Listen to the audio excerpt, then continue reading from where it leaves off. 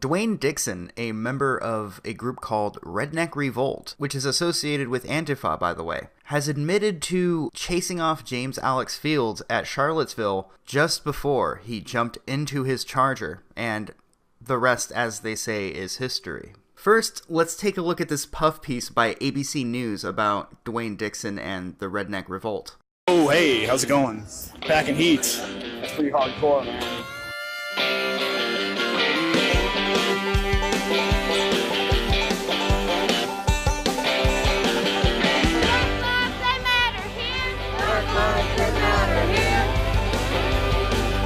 Before we continue, I wanted to remind everybody the designation that was given to Antifa by the Department of Homeland Security. Who's worrying about optics when people might actually be killed?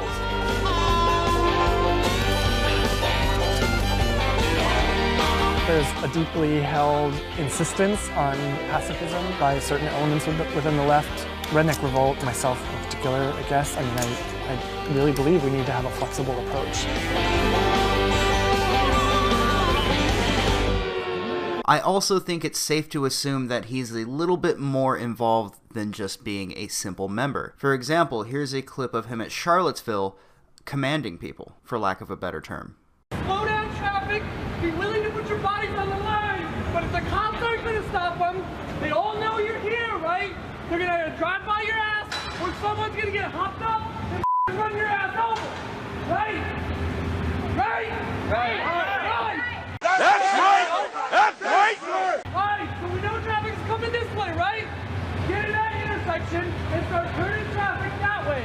Get someone down the next block to start screaming and comes towards us, right? Yeah. Right! Yeah. Move! Some of you stay here, some of you that are willing to put your down, go over there and get ready to get hit. Come on! This wasn't the only video they did in support of Redneck Revolt. Here's a very long article written by ABC. However, we're not here today to talk about why ABC would be supporting such a group. Today we're here to talk about Dwayne Dixon being directly involved with the death of Heather Hare. Dwayne Dixon writes, "I used this rifle to chase off James Fields from our block of 4th Street before he attacked the marchers to the south." One of the clips I showed earlier was filmed at Charlottesville, so we know Dwayne Dixon was at Charlottesville.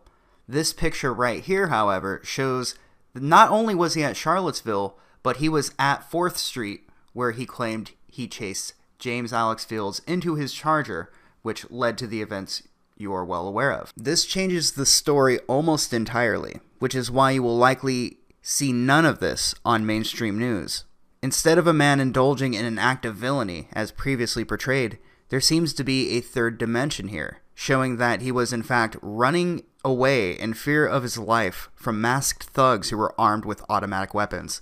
It's sad that anyone was hurt, but this has been used as a monolith in this new Red Scare. People are constantly lied about compared to those people at Charlottesville, but you have to ask, how many of these similar events happened before Charlottesville? And how come these protests leading up to Charlottesville were given much less attention by the mainstream media? CBS, NBC, Fox, CNN especially, none of them covered this until it was a story that seemed to fit their narrative. Why would this be? Why would Charlottesville in particular draw so much media attention? It's as simple as looking at who the perceived victims are.